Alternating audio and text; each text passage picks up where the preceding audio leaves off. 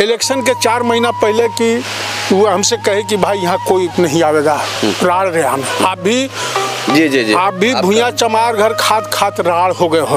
BJP में पैसा देकर टिकट ले लो, राम राम सिखाओ और दारू मुर्गा बांटो। घर से लेके डेरा कर लिया भाई, और चुनाव के बाद में चला आ चुकी। अब तो कोई मेरे पास आता नहीं होता ना ज़्यादा। राजनीतिक के चक्कर में, यानी कि जनता सेवा के चक्कर में अपना घर परिवार छोड़कर वीरान हो जाते हैं। ऐसे शख्स हमारे साथ मौजूद हैं जिनका नाम है जगन्नाथ प्रसाद जी हमारे साथ मौजूद है। इनसे आज बात करेंगे कि आखिर और राजनीति के क्षेत्र में आकर के लोग जो है कि अपना घर परिवार से जुड़ करके रहते हैं और अपना पैकेट भरते हैं, लेकिन जगन्नाथ प्रसाद जी आखिर घर परिवार से अलग क्यों हो जाते हैं, घर परिवार क्यों छोड़ देते हैं? सर, सबसे पहले आपका स्वागत है। देखो भाई, अभी पवित्र रमजान और ये होली का हमारा त्यौहार है। इस अवसर पर मैं सभी को, पलामू प्रमंडल के वासियों को मैं हार्दिक बधाई और हार्दिक स्नेह देता हूं। और मैं सबसे अपना धर्म पर्व शांति से मनावे, ये मेरा अपील है, ये मेरा।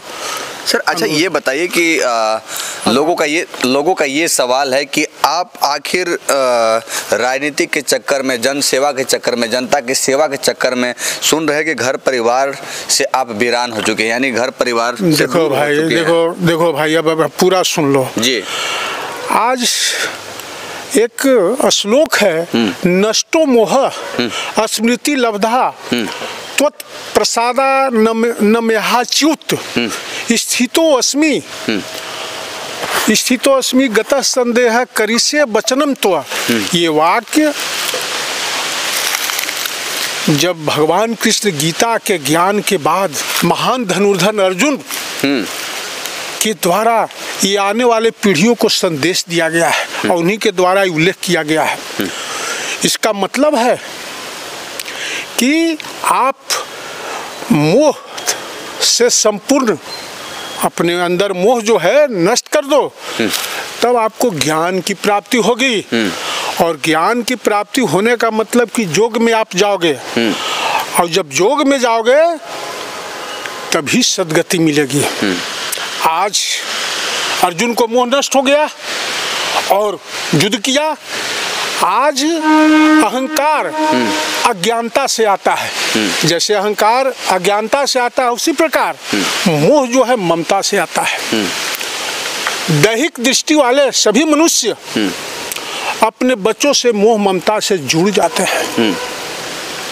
दूसरे के हाड़ मांस को मोह ममता से जोड़ लेना और ये परमात्मा का अपमान है, ये परमात्मा का अपमान है। क्योंकि आपको यहाँ सुख शांति सद्भावना से जीने का अवसर ईश्वर प्रदान किया है, लेकिन आप मोह माया ममता में इतना उलझ गए हो कि अपने तो उलझ ही गए हो, दूसरों को भी इसी में घसीट लिया है। बेटा हमारे बेटे। लेकिन मैं पूछना चाहता हूँ कि आज नर हो नारी से जो हमारी उत्पत्ति होती है, तो उन लोग का परसेंटेज 100% में 3% नर नारी का रहता है। बकिए 97% अल्लाह या ईश्वर का योगदान होता है। मुंह, नाक, हाथ कौन बनाता है? माँ के गर्भ में। तो हम मोह माया ममता को पहले त्याग करें। इसके लिए क्या है? इसके लिए आप सोचो कि मोह माया में पड़ गए और आप अगर यहाँ से आपकी मृत्यु होती है तो 2 घंटा में घर में भी नहीं रहने देगा वही परिवारवा, और घाट में जला देगा, वो हड्डियाँ बिना के वह गंगा जी में पर्व हो जाएगा। सब अपन चैन से। तुम क्या लेकर गए इस धरती से? ये बताइए कि आप तुम इस धरती से क्या लेकर गया? कर्म और कर्तव्य। भगवान कृष्ण भी यशोदा के प्रेम, राधा के प्रेम, देवकी से प्रेम, लेकिन अपना कर्म और कर्तव्य के पथ पर आगे बढ़ा है। पीछे मुड़ के नहीं देखा, माया ममता में नहीं उलझा। क्या उनको माया ममता नहीं थी? तो मनुष्य को, मेरा कहने का मतलब है कि ममता और माया यही तो मनुष्य को अंधकार की ओर ले गया है कि जितना लूट लो, जितना भ्रष्टाचार कर लो। मैं सभी नेताओं और यहाँ के जो भी अफसर हैं, मैं सभी को कहना चाहता हूँ कि मानव तन बड़े भाग मनुष्य तन पावा, बड़ी मुश्किल से मानव तन मिला है। और आप पशु प्रवृत्ति में मत जाओ, आप जरा सोचो कि हम कर्म और कर्तव्य क्या करके गए। जहाँ तक आप पूछे कि परिवार की बात है, तो परिवार में भी क्योंकि हमारी नारी शक्ति जो है थोड़ा सा रूढ़िवादी ज़्यादा होती है। शिक्षा के तो इन लोग चौपटे करके रख दिया है। वाजपेयी जी जो सर्व शिक्षा अभियान के थे, बीजेपी तो और बजट भी नहीं खर्चा कर रहा है। तो शिक्षा के अभाव में अब हमारी परिवार सोचती है कि भाई दूसरों को दे रहे हैं, लेकिन मैं तो सोचता हूँ कि फिर क्या लेके जाऊँगा। परिवार तो मोह माया में रहूँगा, लेकिन लेके क्या जाऊँगा। इसीलिए हमने जो जनता जनार्दन के लिए चाहे 30,000 कमल हो, 10,000 गरीब के शादी मरनी करवाए, मुझे कोई अफसोस नहीं है। अब परिवार से अनबन इसी बात पर रहती है। अभी एक दिन की बात है कि इलेक्शन के 4 महीना पहले की वो हमसे कहे कि भाई यहाँ कोई नहीं आवेगा राड़ रेहा में। आप भी जी आप भी भुइयां चमार घर खात राड़ हो गए हो। मुझे बहुत तकलीफ, हमको बोला गया आप भी राड़ हो गए हो। तो मैं घर से लेके डेरा कर लिया भाई, और चुनाव के बाद मैं चला आया। चूंकि अब तो कोई मेरे पास आता नहीं होता ना ज़्यादा, तो अब हमें कोई दिक्कत नहीं है। लेकिन अनबन है उसका कि ये सब लुटा दिया, लेकिन मैं लुटाया नहीं हूँ भाई। मैं अपना कर्म किया हूँ। मैं कर्म और कर्तव्य ये दोनों को लेकर साथ साथ चलता हूँ। और डाल्टन विधानसभा को लेकर के आप क्या कहेंगे? मैं डाल्टनगंज विधानसभा एक दिन मैं सुन रहा था, ये चौरसिया जी का यहाँ पर शिव घाट में महाशिवरात्रि के अवसर पर सनातन बोल रहे थे। मैं माननीय विधायक से पूछना चाहता हूँ कि आपने किसी को सेवा किया, किसी के प्रति दया किया? सर बिना सेवा किए ही 3 बार जीत गए। अरे भाई अभी तो बात आप सुनो ना, यहाँ तो बस बोले ना कि उन्हें बीजेपी में पैसा देकर टिकट ले लो, राम राम सिखाओ और दारू मुर्गा बांटो।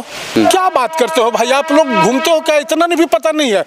और मैं एक दिन देख रहा था ये अमीर खुसरो जी का कार्यक्रम में, मोदी जी को मैं देख रहा था कि उन्होंने प्रेम करुणा और दया की पाठ पढ़ा रहे थे। चूँकि हमारे रसखान या अमीर खुसरो हो या रहीम हो, कबीर हो, ये सब जो सूफी संत जो हैं, इन्होंने मानवता, प्रेम करुणा दया का पाठ पढ़ाया है। और हमारे संस्कृति से गंगा जमुना तहजीब वही लोग जोड़ा था। लेकिन मैं माननीय प्रधानमंत्री से पूछना चाहता हूं कि आप वहां तो प्रेम और करुणा सिखाते हो, और इलेक्शन के प्रचार में बटोगे तो कटोगे, एक है तो सेफ है। दोहरा रवैया। आप देश के प्रजा हित सोचो।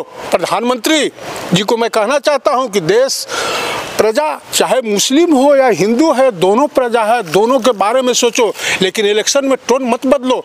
जैसे वहाँ प्रेम और करुणा दया सिखा रहा था खुसरो जी का कार्यक्रम में, उसी प्रकार मैं मोदी जी को कहना चाहता हूँ कि कम से कम प्रजा हित से बड़ा एक शासक का कर्तव्य कुछ नहीं है, धर्म नहीं है। तो आप क्या धर्म सिखाओगे? और एक दिन माननीय गृह मंत्री का मैं वक्तव्य सुन रहा था संसद में कि अरे भाई अंबेडकर क्यों करते हो? राम राम करोगे तो भव सागर पार जाओगे। मैं कहना चाहता हूँ माननीय गृह मंत्री महोदय को कि तो आप भी तो संसद में मोदी करते हो, विधानसभा में मोदी होता है, तो क्या मोदी उस समय शर्म नहीं लगती है कि क्या हो रहा है?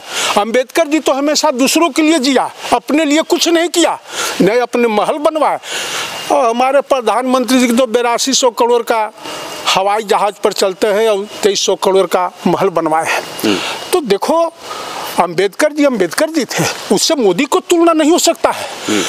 तुम कहते हो कि अंबेडकर मत करो, तो इस पर इनको कुछ शर्म कर लेनी चाहिए कि मैं क्या बोल रहा हूँ। अंबेडकर एक महान हस्ती थे देश के लिए, लेकिन उस पर आप इस बात बोलते हो। तो मैं बीजेपी पर बड़ी हंसी छूटता है कि इन लोग दोनों नेतृत्व क्या लोगों को सिखा रहा है। तुम पैसा ले लोगे, पैसा वाला को टिकट दोगे, फिर दारू मुर्गा बांटो, यही तो तुम सिखाए, इसी पर तो शासन तुम्हारा चल रहा है। अगर योगी जी की बात, तो आप तो जोगी हो भाई, आप फूल बरसाते हो क्यों, किस लिए, किस लिए आप जो फूल बरसाए, किस लिए, काहे, वोटे के लिए ना। तो जोगी जी कुछ लेके नहीं जाओगे, कर्म कर्तव्य कुछ कर लो प्रजाहित।